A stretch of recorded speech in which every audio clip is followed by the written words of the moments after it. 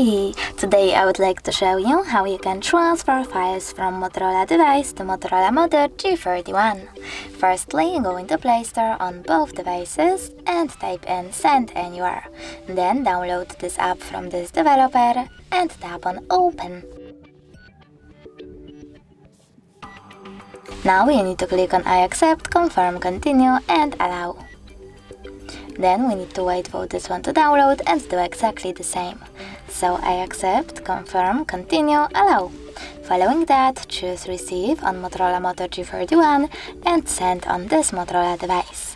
Then click on all of those dots and choose Send. This way you will transfer all of those files. It will take a while though, so I will go with only one photo. Just send and tap on Got it. From here we have two connection ways.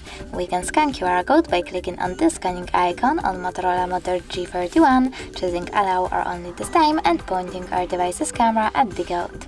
But we can also just input this key here and tap on receive.